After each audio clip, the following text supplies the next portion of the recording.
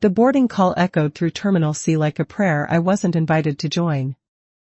Gate 47 stretched before me, a sea of travelers clutching coffee cups and phone chargers, while I sat surrounded by 4 rolling suitcases, 2 carry-ons, and my son's laptop bag that he'd thrust into my lap with the casual authority of someone who'd never questioned his right to delegate.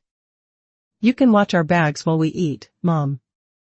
The words still hung in the air, though David and Sarah had already disappeared toward the food court, their voices fading into the ambient hum of departure announcements and crying babies.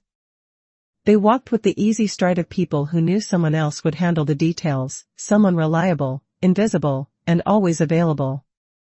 I shifted in the uncomfortable plastic chair, feeling the weight of Sarah's purse strap cutting into my shoulder. Around me, other passengers moved with purpose, checking boarding passes, adjusting headphones, and claiming their space in the gate area. They looked like travelers. I looked like storage. The rain streaked down the terminal windows in diagonal lines, each drop catching the fluorescent light before sliding into obscurity. I watched a woman about my age wheel her single suitcase past my fortress of luggage, her movements confident and unencumbered.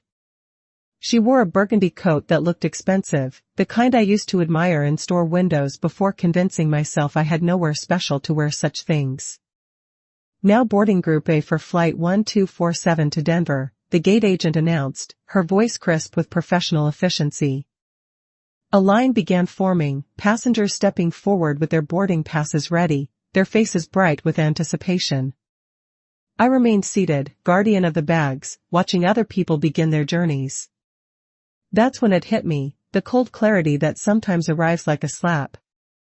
They hadn't asked me to watch the bags because I was helpful. They'd asked because they saw me as an extension of the luggage itself, reliable, stationary, requiring no consideration beyond basic maintenance. When had I become so thoroughly invisible that my own family could walk away without a backward glance, confident I'd be exactly where they left me? The boarding call continued, with groups B and C filing past my makeshift checkpoint. I counted the bags again, 1, 2, 3, 4, 5, 6, and realized I couldn't remember the last time someone had asked what I wanted to eat, where I wanted to sit, or whether I minded being left behind. A businessman bumped into David's suitcase, muttered an apology to the luggage, then looked surprised to see me attached to it. "Sorry," he said, this time to me, as if I were a person worth acknowledging. "It's fine," I replied, but my voice came out smaller than intended, the voice of someone accustomed to taking up minimal space. The rain intensified against the windows, and I found myself studying my reflection in the dark glass. 63 years old, wearing the sensible navy cardigan Sarah had given me last Christmas, practical, washable, forgettable. My hair was pulled back in the same low bun I'd worn for decades, secured with bobby pins that had lost their grip sometime around 1987 but still functioned adequately. Adequate. The word settled over me like dust. Final boarding call for Flight 1247 to Denver. I watched the last passengers hurry toward the gate, their excitement palpable even in their rushed movements. A young couple held hands as they presented their boarding passes, the woman laughing at something her partner whispered. An elderly man in a fedora tipped his hat to the gate agent, who smiled in return. They were all going somewhere. I was staying put, as always. David and Sarah returned just as the gate agent was closing the boarding door, their faces flushed from rushing, carrying paper bags that smelled of airport pizza and regret. "Thanks, Mom," David said, grabbing his laptop bag without meeting my eyes. "You're the best." Sarah collected her purse with the efficiency of someone retrieving a coat from a restaurant check. "Did you get something to eat?" she asked, but she was already moving toward the gate, her attention divided between her phone and the boarding pass in her hand. "I'm fine," I said, because that's what I always said. But as I stood to follow them onto the plane, something had shifted. The weight of the bags felt different in my hands, not heavier, but more temporary. Like props in a play, I was no longer sure I wanted to perform. They mistook me for baggage, I thought, watching David hand his boarding pass to the agent with the casual confidence of someone who'd never doubted his right to travel. But I remembered, suddenly and with startling clarity, that I was a passenger too. The realization followed me down the jet bridge, past the smiling flight attendants, and into the cramped middle seat that had been assigned to me without consultation. As the plane taxied toward the runway, I pressed my face to the small window and watched the terminal grow smaller, carrying with it the woman who had sat so patiently among the bags. She was still there, I knew, waiting for the next set of instructions, the next opportunity to be useful. But something else was stirring now, something that had been dormant for so long I'd forgotten it existed.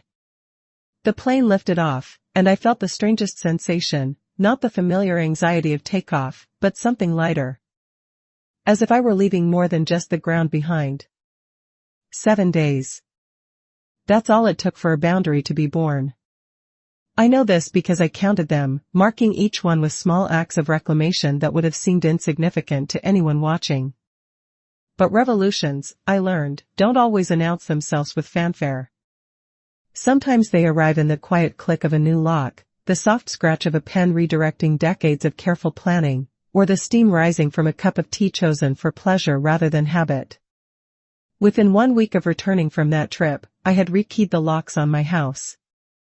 I had adjusted the beneficiaries on accounts that had remained unchanged since my husband's death 12 years ago.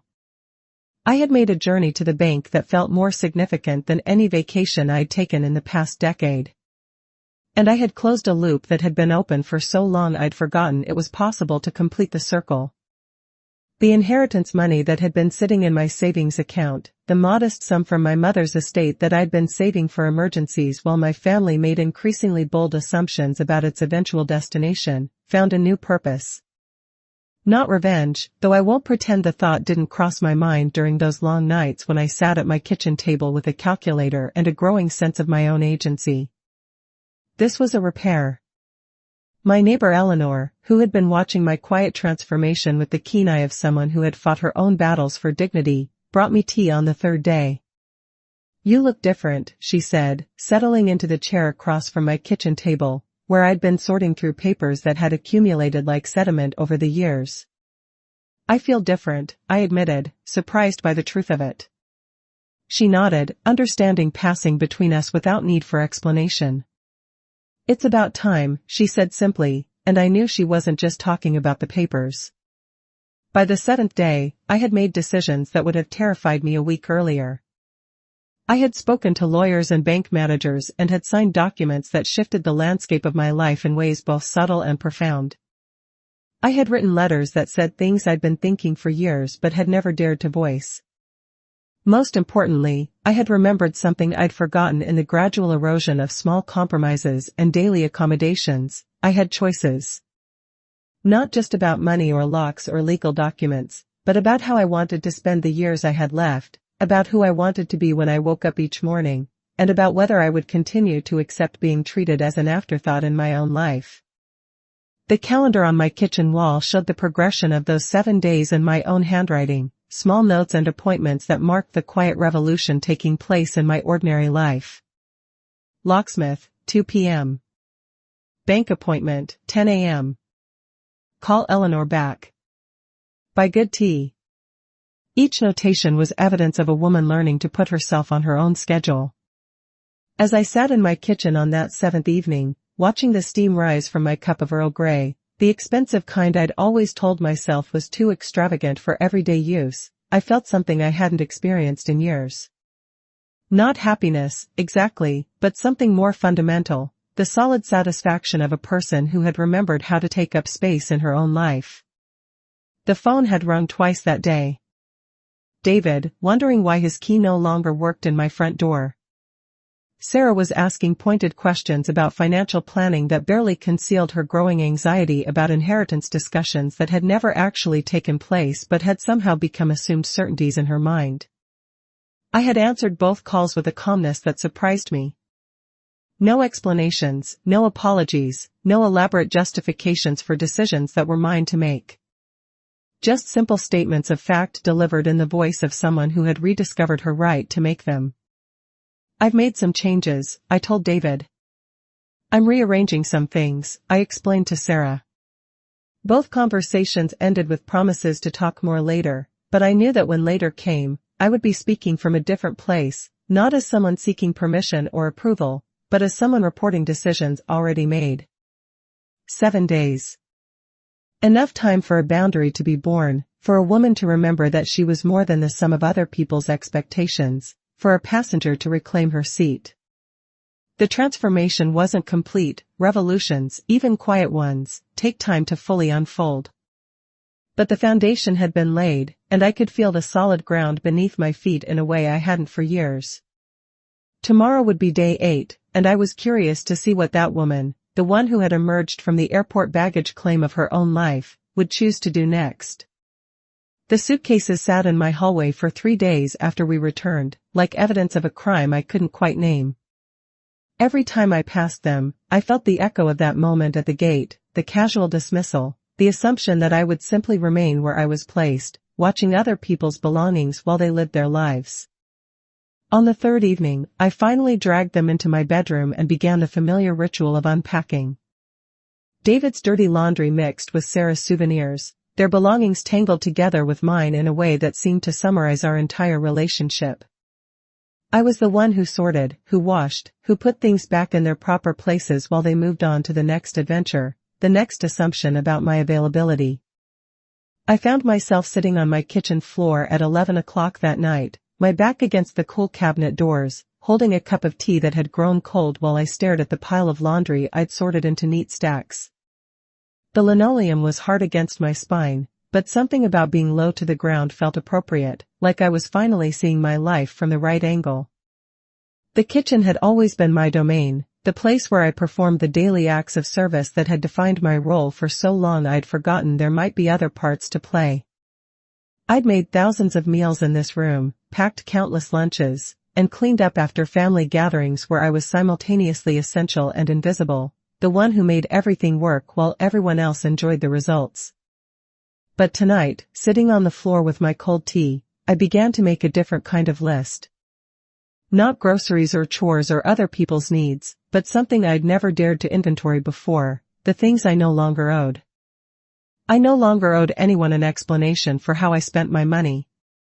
The inheritance from my mother, modest but meaningful, had been sitting in my savings account for 2 years while David and Sarah made increasingly pointed comments about smart investments and family planning. They spoke about it as if it were already theirs, as if my role was simply to be a temporary custodian of funds destined for their futures. I no longer owed anyone access to my home without invitation.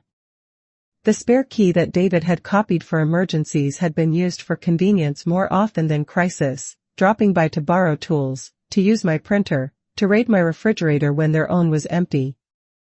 My house had become an extension of their storage unit, a place where they could leave things and expect to find them undisturbed.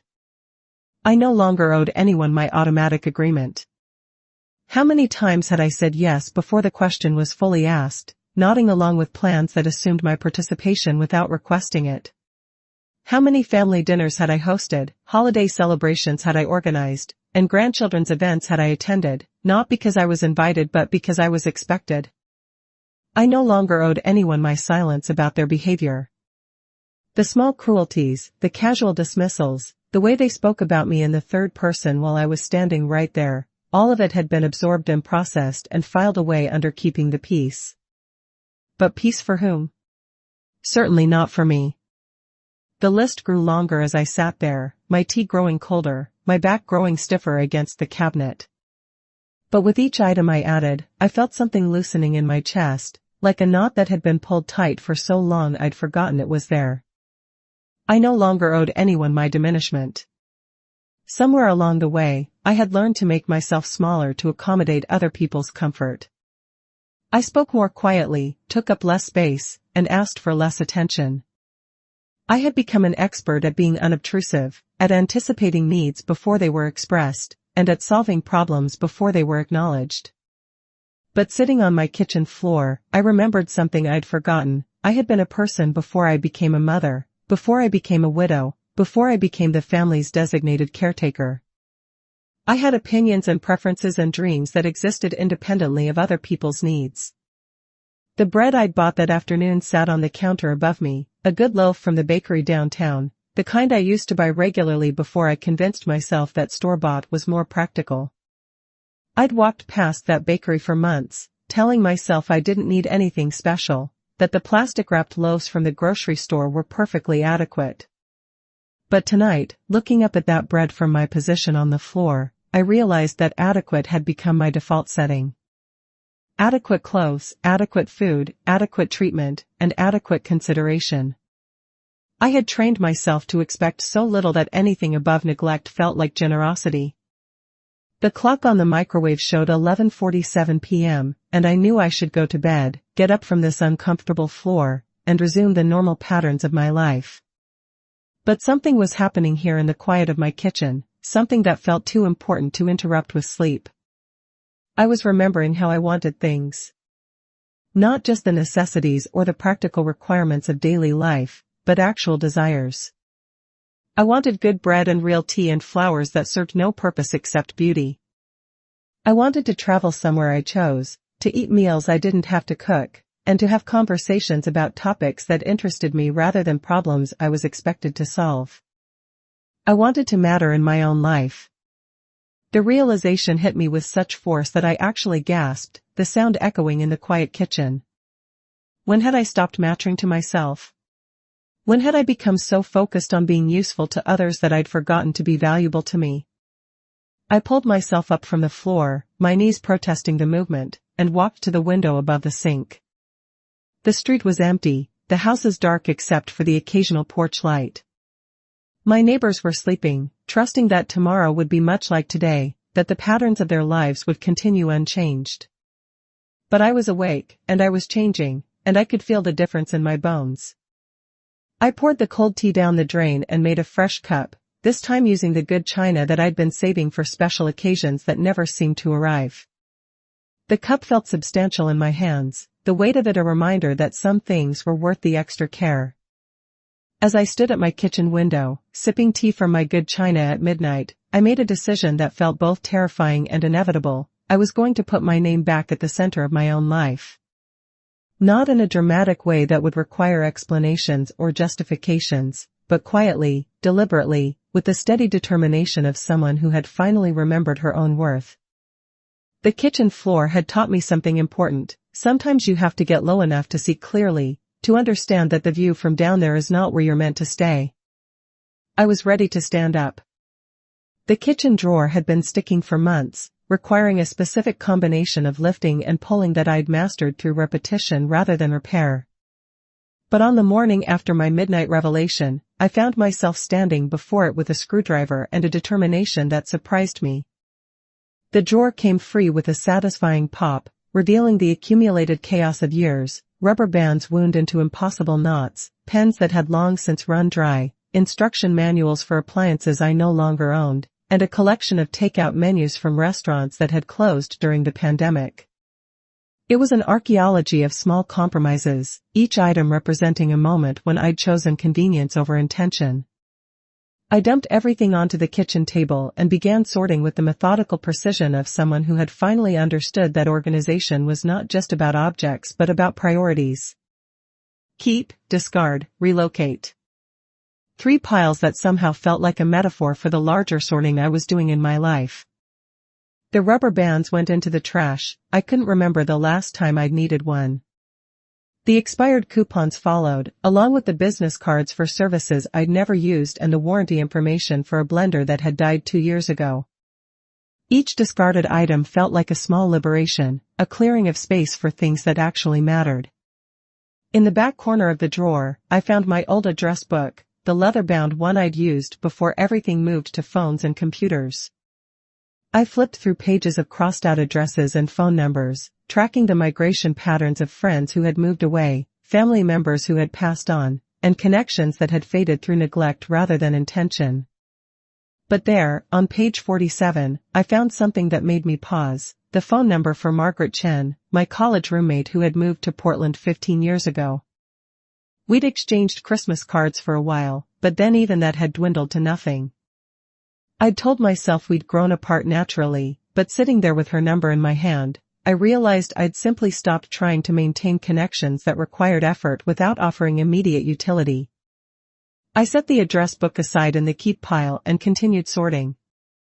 By noon, the drawer was reassembled with only the items I actually used, a small collection of pens that worked, scissors that were sharp, a roll of tape, and a few other genuinely useful things.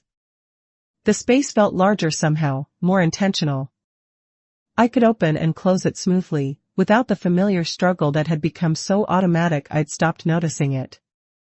The success of the drawer project gave me momentum for the phone call I'd been avoiding since my kitchen floor epiphany.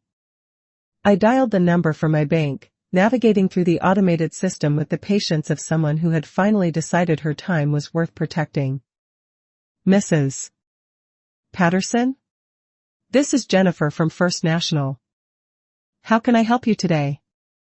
I'd like to make some changes to my accounts, I said, surprised by how steady my voice sounded. Specifically, I need to update some beneficiary information. The conversation that followed was professional and straightforward, but I could feel the weight of it settling around me like a new coat. For 12 years since Robert's death, my financial arrangements had remained frozen in the configuration we'd established when the children were young and dependent. David and Sarah were listed as equal beneficiaries on everything, a decision that had made sense when they were struggling young adults but had never been reconsidered as circumstances changed. I'll need to send you some forms, Jennifer explained. You can review everything and make whatever changes you'd like. There's no rush, take your time to think it through. But I had been thinking it through, I realized. Not consciously, perhaps, but somewhere in the back of my mind, I'd been keeping track of the small resentments and large assumptions that had accumulated over the years. The way David had refinanced his house was based on expectations about my estate that we'd never actually discussed.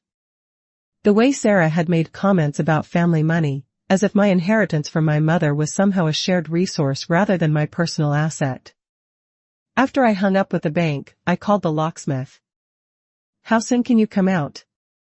I asked, looking at the front door that had been opened by too many people with too little consideration for too many years. I can be there this afternoon, he said. What kind of work are you looking at? I want to change all the locks, I said. Front door, back door, everything. The simplicity of the request felt revolutionary. While I waited for the locksmith, I made another call, this one to Margaret Chen in Portland. The phone rang 4 times before she answered, her voice cautious in the way of someone who didn't recognize the number. Margaret? This is Helen Patterson. We were roommates at. Helen. The warmth in her voice was immediate and genuine. My God, how long has it been? How are you? We talked for an hour, catching up on the broad strokes of our lives, her work as a librarian, her recent retirement, and her garden that had become her passion project. She didn't ask why I was calling after so many years of silence, and I didn't explain. Sometimes reconnection doesn't require justification, just willingness. You should come visit, she said as our conversation wound down. I have a guest room that never gets used, and Portland is beautiful in the fall. I might just do that, I said, and meant it. The locksmith arrived at 3 o'clock, a cheerful man named Tony who didn't ask why I wanted to change perfectly functional locks. He worked efficiently, the sound of his drill mixing with the afternoon light streaming through my windows. I made him coffee, and we chatted about his daughter's college plans while he installed new deadbolts that would only open for keys I controlled. All set, he said, handing me a small ring with 3 shiny new keys. Do you want me to make any copies? Not today, I said, closing my fingers around the metal. The keys felt warm and substantial, like small anchors to a life I was finally claiming as my own. After Tony left, I walked through my house with a different awareness of the space. The rooms looked the same, but something fundamental had shifted. This was my home now in a way it hadn't been before, not just the place where I lived, but the place I had chosen to protect. I spent the evening going through my filing cabinet with the same methodical approach I'd used on the kitchen drawer. Insurance policies, tax returns, medical records, all the paperwork of a life lived responsibly but without much joy. But buried in the back, I found something that made me smile, the folder labeled travel ideas that I'd started years ago and then forgotten. Inside were brochures for places I'd wanted to visit, articles I'd clipped about destinations that had caught my imagination, and a half-finished list of someday trips that had been postponed indefinitely in favor of more practical concerns. Ireland. The Canadian Maritimes. A cooking class in Tuscany. A train trip through the Rockies. I spread the materials across my kitchen table, next to the address book with Margaret's number and the new keys that caught the light from the overhead fixture. The collection looked like evidence of a person who had dreams, who had interests beyond other people's needs, and who had once believed that her desires were worth pursuing. That person was still here, I realized. She had just been buried under years of other people's expectations and her own willingness to defer her wants in favor of their needs. But she was still here, and she was ready to make some plans. I pulled out a legal pad and began writing, not a list of chores or obligations, but a different kind of inventory. Places I wanted to see. Books I wanted to read. Conversations I wanted to have. Experiences I wanted to claim before it was too late to claim them. The list grew longer as the evening progressed, and with each item I added, I felt something expanding in my chest, not just possibility, but permission. Permission to want things, to plan for pleasure, and to spend my time, money, and energy on experiences that would enrich my life rather than simply maintain it. At the top of the page, I wrote, "Things I want to do while I'm still me." It was a strange phrase, but it felt accurate. I was 63 years old, healthy, financially stable, and finally awake to the reality that my life was mine to live. Not perfectly, not without consideration for others, but with a recognition that I deserved to be more than a supporting character in my own story. The drawer had taught me that clearing out the unnecessary made room for the essential. The locks had taught me that protection was not selfishness but wisdom. The phone calls had taught me that connection was still possible, that it was never too late to reach out, to make plans, to say yes to invitations I would have automatically declined just a week ago. As I prepared for bed that night, I looked at the new keys sitting on my nightstand and felt something I hadn't experienced in years, anticipation. Not anxiety about tomorrow's obligations, but genuine curiosity about what I might choose to do with the time I had left. The woman who had sat among the airport luggage was fading, replaced by someone who was learning to travel light and choose her own destinations. Section 5, Locks and Ledgers. The scent of metal and oil lingered in my hallway long after Tony the locksmith had packed up his tools and driven away. I found myself returning to the front door throughout the evening, turning the new key in the lock just to hear the solid click of tumblers falling into place. It was a sound I'd never paid attention to before, but now it felt like punctuation, the definitive end of one sentence and the beginning of another. The next morning, I dressed with more care than usual, choosing the burgundy blouse I'd bought on sale 6 months ago and then left hanging in my closet with the tag still attached. It was too nice for everyday wear, I'd told myself, though I'd never been able to articulate what I was saving it for. But sitting in the bank lobby at 10 o'clock on a Tuesday morning, waiting for my appointment with Jennifer, I understood that some occasions create themselves when you're ready to meet them. The bank smelled like carpet cleaner and ambition, all polished surfaces and muted conversations about mortgages and retirement planning. I'd been coming here for 15 years, but always for routine transactions, depositing checks, withdrawing modest amounts for household expenses, and maintaining the careful financial equilibrium that had defined my widowhood. Today felt different. Mrs. Patterson? Jennifer appeared at my elbow, a woman about Sarah's age with kind eyes and a firm handshake. "Thank you for coming in. I have all the forms ready for you." We settled into her office, a small space made warm by family photos and a spider plant that had clearly been thriving under her care. She spread the documents across her desk with the practiced efficiency of someone who helped people reorganize their lives regularly. "These are the beneficiary change forms for your savings and checking accounts," she explained, pointing to the relevant sections.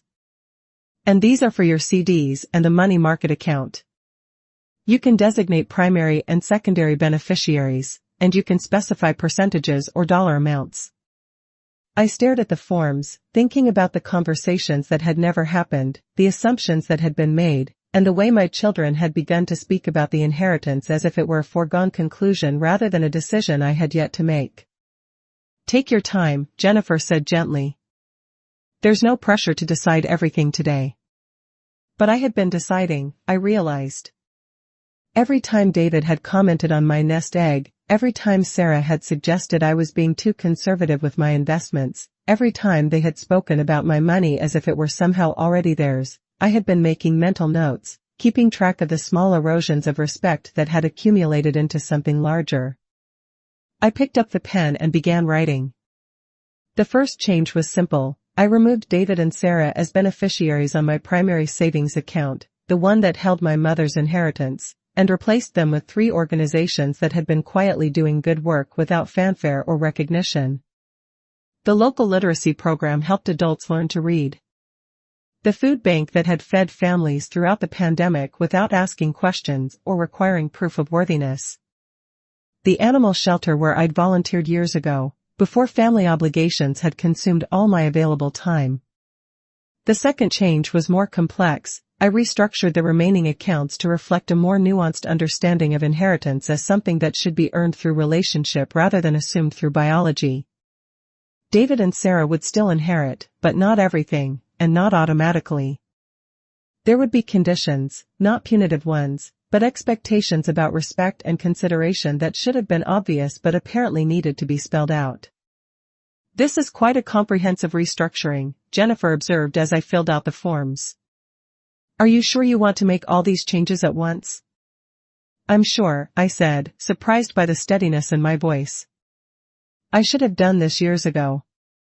The paperwork took an hour to complete, each signature feeling like a small act of reclamation. When we finished, Jennifer walked me through the changes one more time, ensuring I understood the implications of what I'd done.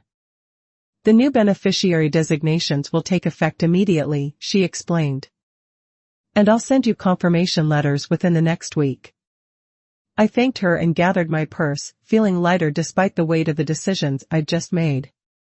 As I walked through the bank lobby, past the other customers conducting their routine business, I caught my reflection in the glass doors and barely recognized the woman looking back at me. She stood straighter, moved with more purpose, and wore her burgundy blouse like armor. Outside, the October air was crisp with the promise of winter, and the marigolds in the bank's flower beds were putting on their final show before the frost. I stood for a moment on the sidewalk, breathing in the scent of autumn and the satisfaction of a morning well spent. My phone buzzed with a text from David. "Tried to stop by, but your key doesn't work. Did you change the locks?" I typed back, "Yes. I'll call you later." No explanation, no apology, no elaborate justification for a decision that was mine to make. Just a simple statement of fact from a woman who was learning to speak in declarative sentences rather than apologetic questions. The drive home took me past the travel agency where I'd booked family vacations years ago, back when such things required professional assistance rather than internet research. On impulse, I pulled into the parking lot and walked inside. "Can I help you?" asked the woman behind the counter, looking up from her computer with the practiced smile of someone accustomed to helping people plan escapes from their ordinary lives. "I'd like to book a trip," I said. "Somewhere I've never been." We spent an hour looking at options, discussing destinations and dates, and the logistics of solo travel. I found myself drawn to a small coastal town in Maine, a place known for its lighthouses and lobster rolls and the kind of quiet beauty that didn't require explanation or justification. "It's lovely in November," the agent assured me. "Fewer crowds, better prices, and the light is extraordinary." I booked 5 days at a bed and breakfast that overlooked the harbor, a room with a fireplace and a view of the water. The deposit felt like an investment in a version of myself I was still getting to know, a woman who traveled alone, who chose destinations based on personal interest rather than family convenience, and who believed her own pleasure was worth the expense.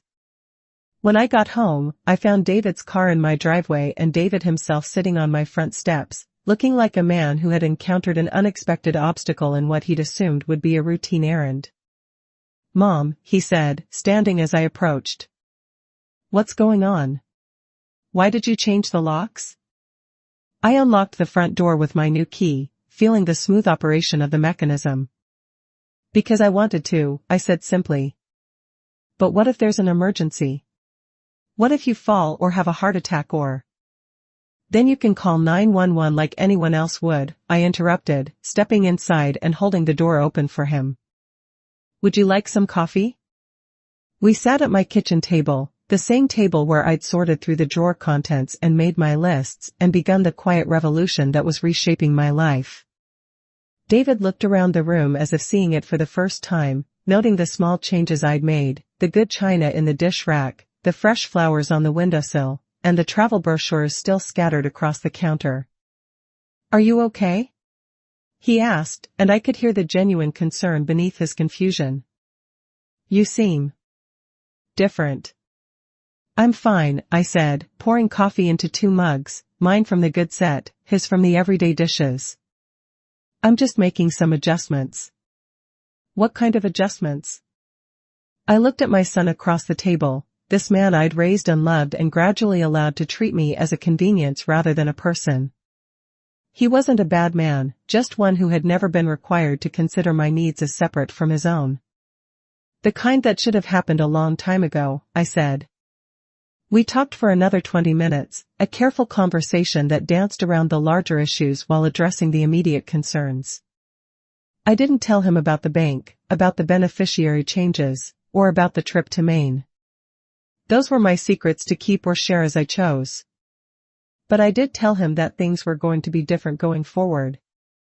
That I would no longer be automatically available for babysitting or house sitting or any other kind of sitting that assumed my time was less valuable than his. That I would no longer accept being spoken to as if I were an employee rather than his mother. I expected the same courtesy and consideration he would show to any other adult in his life. "I don't understand where this is coming from," he said as he prepared to leave. "It's coming from me," I replied, walking him to the door. "It's coming from the person I've always been but forgot how to be." After he left, I sat in my living room with a cup of tea and watched the afternoon light move across the walls. The house felt different with the new locks, more secure but also more mine. I thought about the forms I'd signed at the bank, the trip I'd booked, and the conversations I would need to have in the coming days. Change, I was learning, was not a single dramatic gesture but a series of small decisions that accumulated into transformation. Each new key, each signed document, and each boundary established was another step away from the woman who had sat among the airport luggage and toward someone I was still discovering. The marigolds outside my window were reaching the end of their season, their bright faces beginning to fade as the days grew shorter. But they were still blooming, still offering their color to the world, still beautiful in their own time. Like me, I thought. Still blooming, still here, learning what it means to flourish on my own terms. ## Section 6, Raised Voices, one quiet reply. The confrontation came on a Thursday evening, arriving at my door like a storm I'd been watching build on the horizon. David's key had failed him twice more since our coffee conversation, and apparently, Sarah had been fielding increasingly frustrated phone calls about my erratic behavior and concerning changes. They arrived together, a united front of adult children who had decided their mother needed an intervention. I watched through my front window as they stood on my porch, Sarah gesturing emphatically while David checked his phone, both of them wearing the expressions of people who had rehearsed this conversation and were confident in their righteousness. I let them knock twice before answering, taking my time to smooth my sweater and check my reflection in the hallway mirror. The woman looking back at me had steady eyes and a calm mouth, not the anxious, apologetic face I'd worn for so many years, but something more settled, more sure. "Mom, we need to talk," Sarah said the moment I opened the door, brushing past me into the living room with the assumption of access that had defined our relationship for decades. David followed more hesitantly, his eyes scanning the room as if looking for evidence of whatever transformation had made me suddenly incomprehensible to them. They settled on my couch like prosecutors preparing to present their case, while I chose the armchair across from them, my chair, in my house, with my new locks securing the space around us. "What's going on with you?" Sarah began, her voice carrying the sharp edge of someone who had been inconvenienced. "David says you changed the locks without telling anyone. The bank called me asking about some forms you filled out. And Mrs. Henderson next door said she saw a locksmith here last week." I sipped my tea, Earl Grey in my good china, because I'd learned that small acts of self-respect accumulated into larger ones, and waited for her to finish. "Are you having some kind of breakdown?" she continued, her tone shifting from accusation to what she probably thought was concern. "Because if you are, we need to know. We need to be able to help you." "I'm not having a breakdown," I said quietly. "I'm having a breakthrough." David leaned forward, his hands clasped between his knees in the posture of someone trying to be reasonable. "Mom, you're scaring us. First, the locks, now you're doing things with your bank accounts without discussing them with us. What if you're being scammed? What if someone is taking advantage of you?" The irony of his concern about someone taking advantage of me was so sharp I almost laughed. Instead, I set down my teacup and looked at both of them, really looked, perhaps for the first time in years. "When did you start thinking my money was your business?" I asked. The question hung in the air like smoke, visible and uncomfortable. Sarah's face flushed, and David shifted in his seat, both of them clearly unprepared for such directness. "It's not about the money," Sarah said, but her voice lacked conviction. "It's about family. It's about making sure you're okay." "I am okay," I replied. "I'm better than okay. I'm finally making decisions based on what I want rather than what you expect." "But you're being dramatic," Sarah protested, her voice rising. "Changing locks, moving money around, acting like we're strangers instead of your children. It's not normal." The word dramatic settled between us like a gauntlet thrown down. I'd been called dramatic before, usually when I'd expressed an opinion that differed from the family consensus or when I'd shown emotion that made others uncomfortable. It was a word designed to diminish, to suggest that my feelings were excessive and therefore invalid. "You're right," I said, standing up and walking to the window where the late afternoon light was painting everything golden. "I am being dramatic. I'm dramatically changing my life to reflect my actual values instead of your assumptions." Behind me, I could hear them exchanging glances, the silent communication of siblings who had always been able to unite against the common enemy of parental authority. But I was no longer the same parent they'd learned to manage and manipulate. I was someone new, someone they didn't quite recognize. "Mom, please," David said, his voice taking on the wheedling tone he'd used as a child when he wanted something. "Can't we just talk about this reasonably? Can't we work together to figure out what's best for everyone?"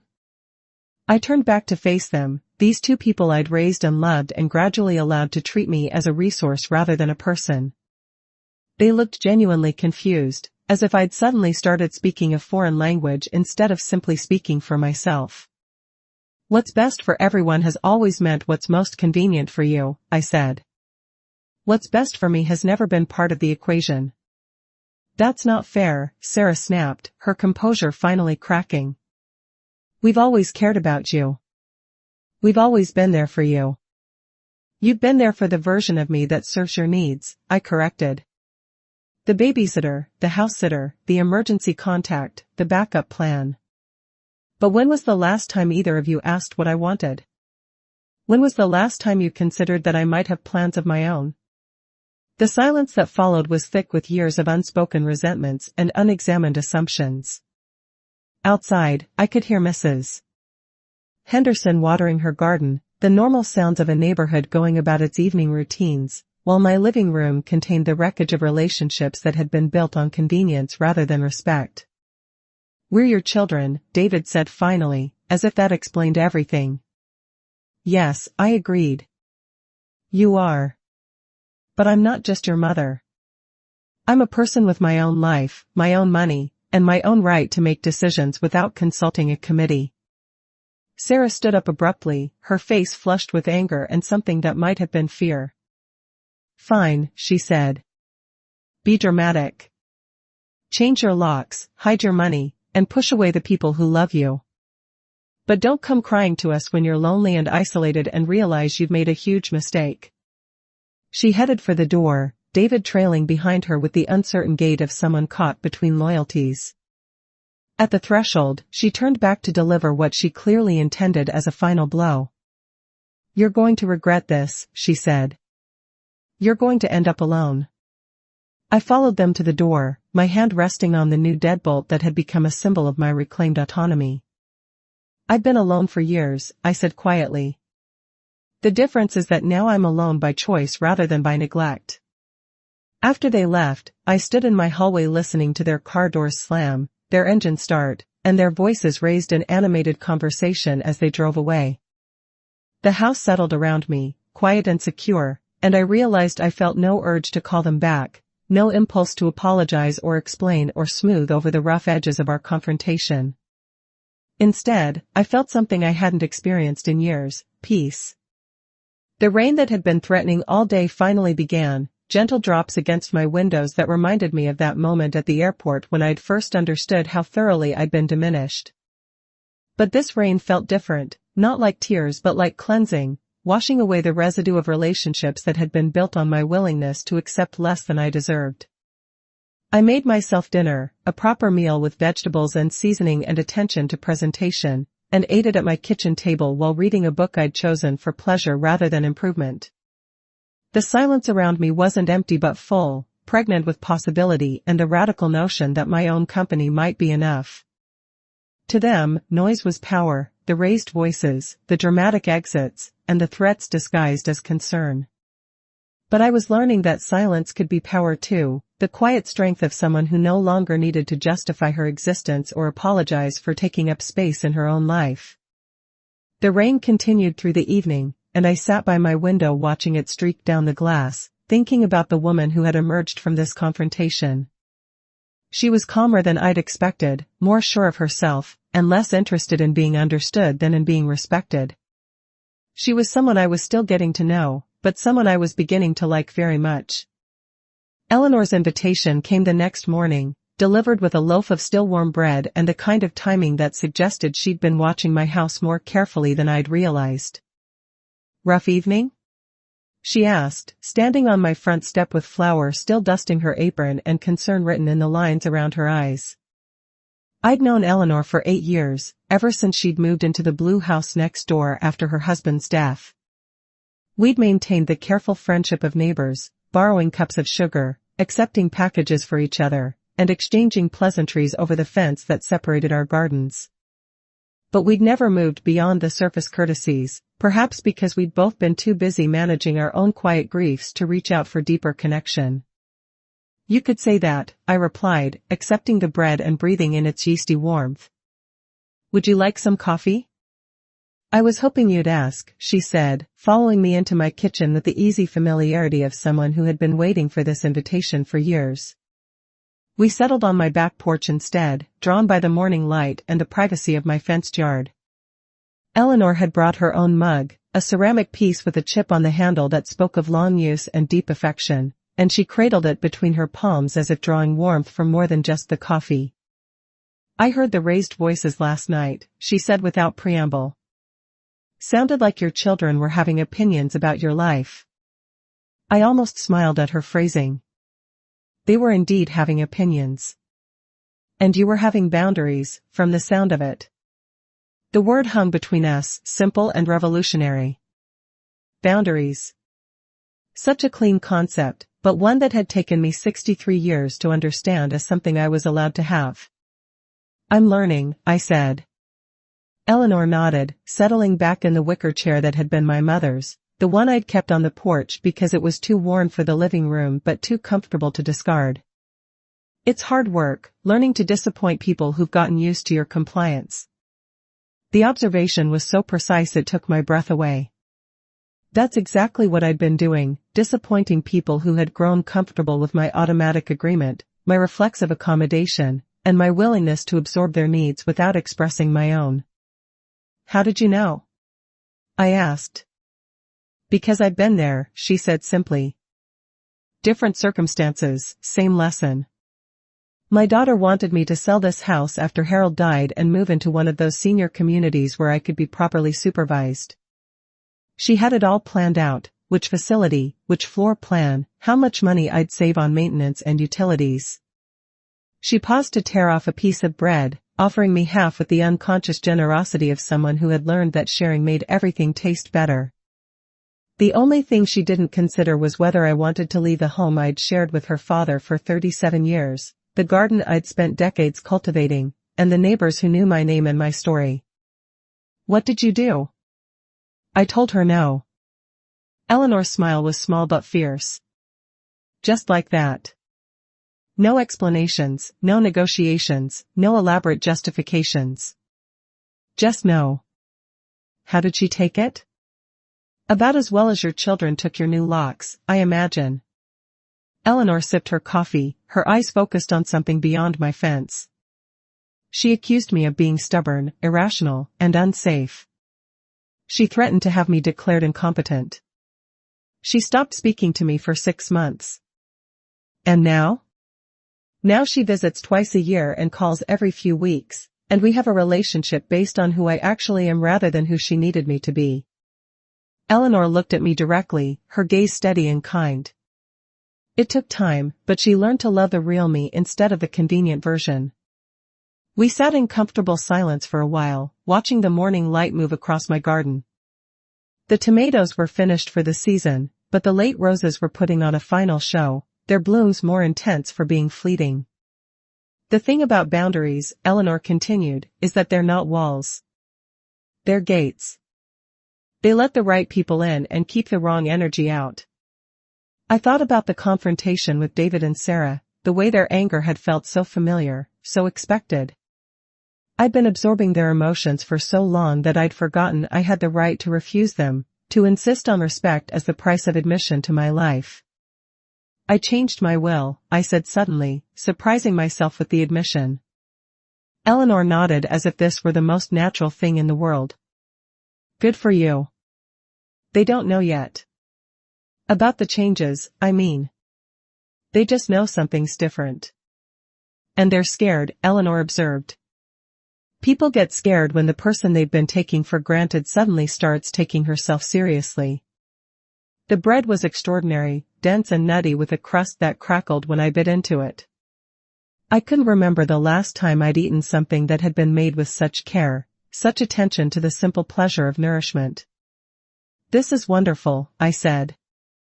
Did you make it this morning? Started the dough last night, baked it at dawn. I've been experimenting with different grains and different techniques.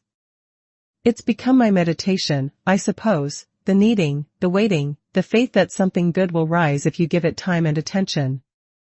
There was something profound in her words, a metaphor that extended far beyond baking. I thought about the changes I'd been making in my own life, the slow kneading of new habits, the patient waiting for transformation, and the faith that something better would emerge if I gave it time and attention. I booked a trip, I said. To Maine. 5 days by myself. When do you leave? Next month. I've never traveled alone before. Eleanor smiled, and I could see approval in her expression, the recognition of one woman who had claimed her independence, acknowledging another who was learning to do the same. You'll love it, she said. There's something magical about being in a new place with only your own agenda to follow. No one else's schedule, no one else's preferences, no one else's idea of what you should see or do or eat. I'm nervous, I admitted. Of course you are. You're doing something brave. We talked for another hour, sharing stories and observations with the easy intimacy of people who had finally found someone who understood their particular journey. Eleanor told me about her garden, her book club, and her volunteer work at the literacy center.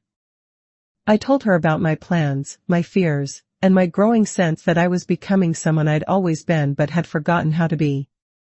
When she finally stood to leave, she paused at the porch steps and turned back to me. Helen, she said, you know you're not alone in this, right? This business of learning to live for yourself instead of everyone else, it's not a solitary journey. There are more of us than you might think. After she left, I sat on my porch for a long time, finishing the bread and watching the light change in my garden. The roses were still blooming, still offering their beauty to the world despite the approaching frost. They knew their season was ending, but they weren't holding back, they weren't saving their best blooms for a tomorrow that might not come. I thought about Eleanor's words, about boundaries as gates rather than walls, about the difference between being alone and being lonely, and about the courage required to disappoint people who had grown comfortable with your compliance. The bread had tasted like more than flour and water in time. It had tasted like friendship, like understanding, like the possibility that I wasn't the only woman who had spent years making herself smaller to accommodate other people's comfort. As the afternoon wore on, I found myself thinking about the literacy center where Eleanor volunteered, the place I designated as one of my new beneficiaries. Maybe it was time to do more than just redirect my money there. Maybe it was time to redirect some of my time as well, to find purpose in something beyond my family's needs and expectations. The idea felt both foreign and familiar, like remembering a language I'd once spoken fluently but had allowed to grow rusty through disuse. I had skills, interests, and energy that had been channeled into domestic service for so long I'd forgotten they could be applied elsewhere. But sitting on my porch with the taste of Eleanor's bread still on my tongue and the memory of her understanding in my heart, I began to imagine what it might feel like to be useful in a way that was chosen rather than assumed, appreciated rather than expected. The roses nodded in the afternoon breeze, and I took it as encouragement. The letter took me 3 nights to write, each draft revealing layers of things I'd never said, feelings I'd never acknowledged, and truths I'd been too polite to speak. I sat at my kitchen table after midnight, when the house was quiet and my thoughts were clear, working by the light of the small lamp that had belonged to my mother. The first draft was angry, pages of accumulated resentments and careful documentation of slights both large and small. I wrote about the airport, about being treated like luggage, and about years of automatic assumptions and casual dismissals. I wrote about feeling invisible in my own life, about being valued for my utility rather than my humanity. The second draft was sad, a catalogue of missed opportunities and deferred dreams, of the woman I'd been before I learned to make myself smaller, of the relationships that had been built on my willingness to accept less than I deserved. I wrote about loneliness that had nothing to do with being alone and everything to do with being unseen. The third draft was different. It was clear. Dear David and Sarah, by the time you read this, I will be in Maine, sitting by a window that overlooks the harbor, drinking coffee that someone else made for me, watching boats that belong to strangers navigate waters I've never seen before. I am writing this letter not to punish you, but to explain what you may not understand. I am not having a crisis. I am having an awakening. For years, I have organized my life around your needs, your schedules, and your assumptions about my availability. I have said yes when I meant no, smiled when I felt dismissed, and accepted treatment that I would never tolerate if it came from strangers. I did this because I loved you, because I wanted to be helpful, and because I had forgotten that love should not require the erasure of the person doing the loving. The changes I have made, the locks, the bank accounts, the boundaries, are not acts of rejection. They are acts of reclamation. I am reclaiming the right to live in my own house without unexpected intrusions. I am reclaiming the right to make financial decisions without committee approval. I am reclaiming the right to be treated with the same courtesy and consideration you would show to any other adult in your life. I have redirected a portion of my inheritance to organizations that serve people who cannot advocate for themselves, because I understand now what it feels like to be voiceless in your own life. The remainder will still come to you, but not automatically, and not without conditions. Inheritance, I have learned, should be earned through relationship, not assumed through biology. I am not asking you to understand these changes immediately. I am asking you to respect them. I am not asking you to agree with my decisions. I am asking you to accept that they are mine to make.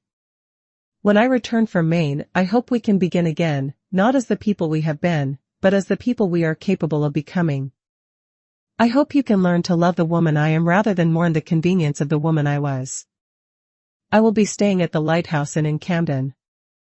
I will not be checking my phone regularly. I will not be available for emergencies that are not actually emergencies. I will be learning what it feels like to be a person whose time belongs to herself. This is not goodbye.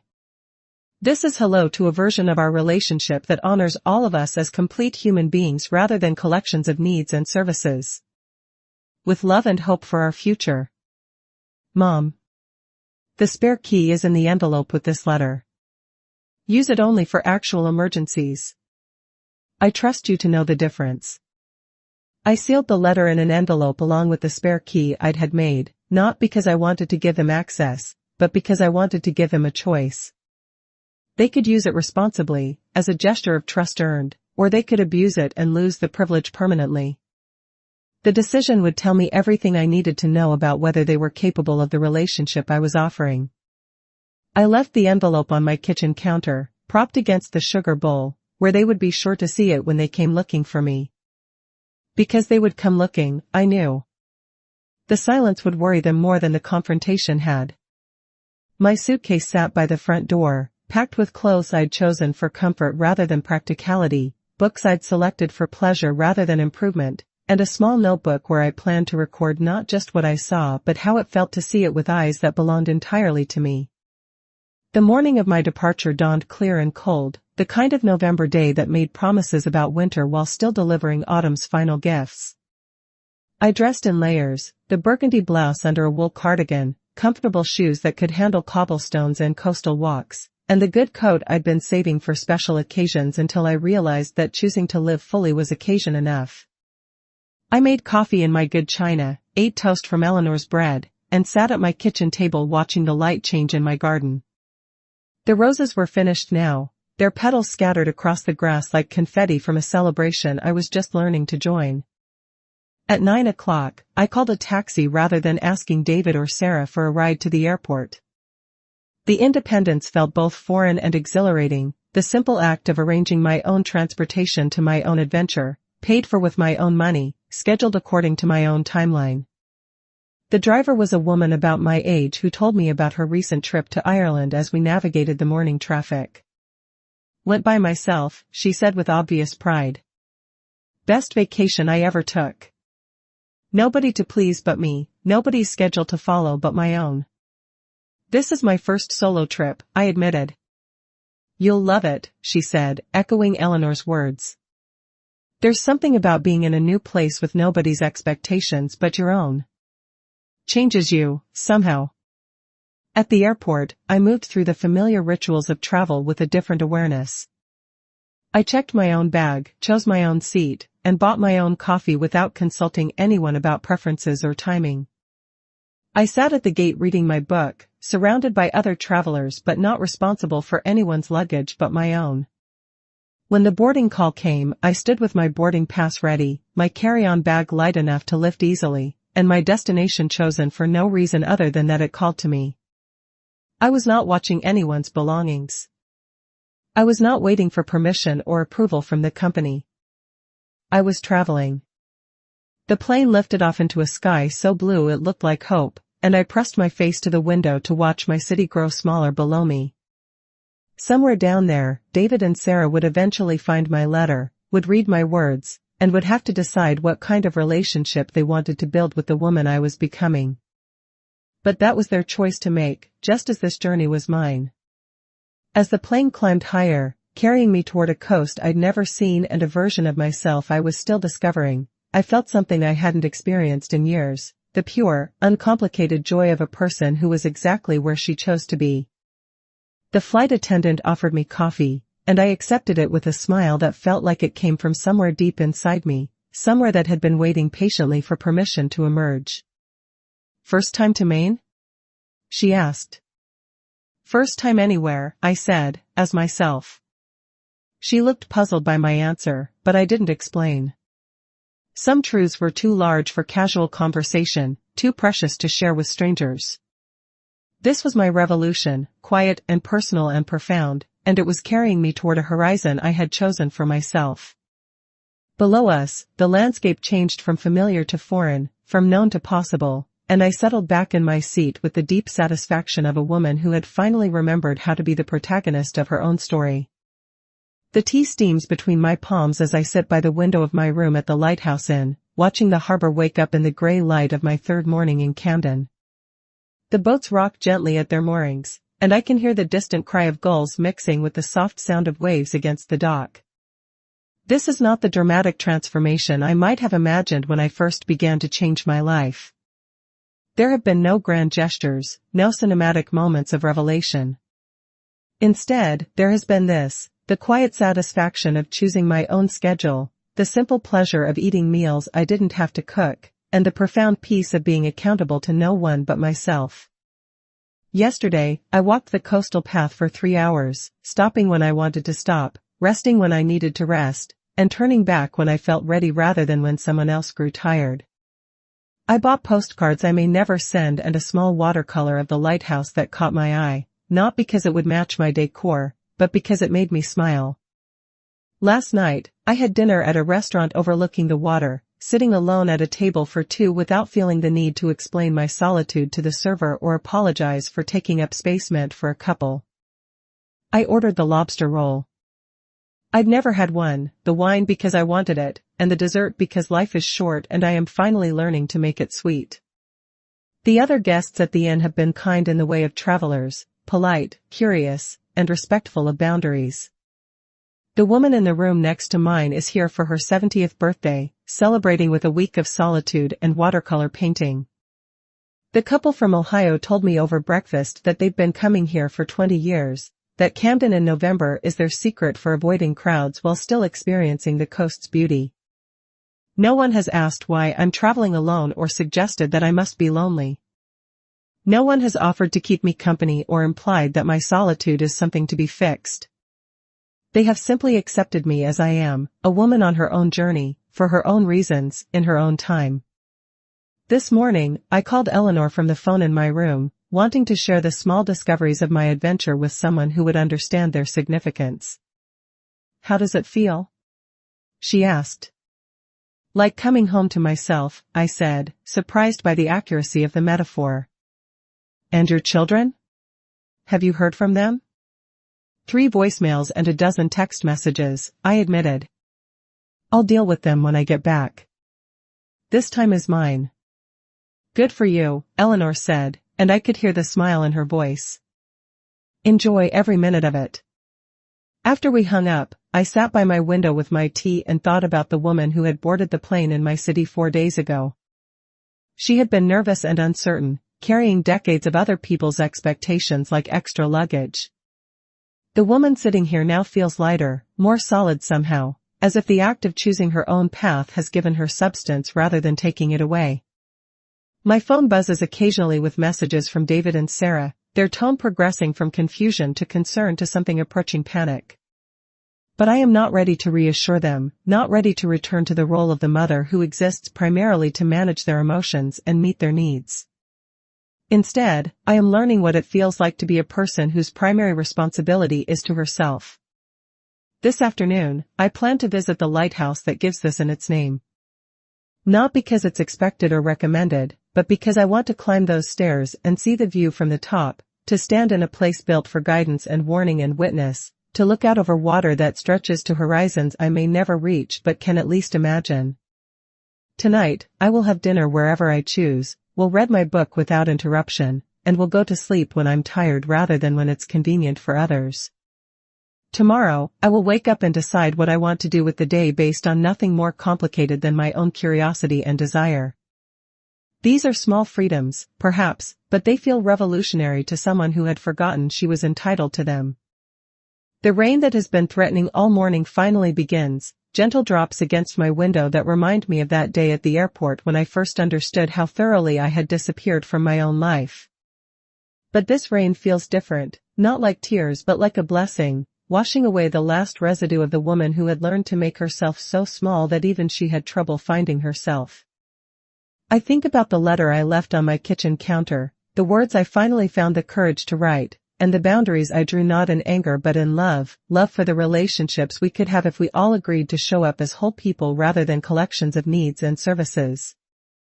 I think about the locks I changed, the accounts I restructured, and the trip I booked not as an escape but as a return to the person I had been before I learned that my worth was measured by my usefulness to others.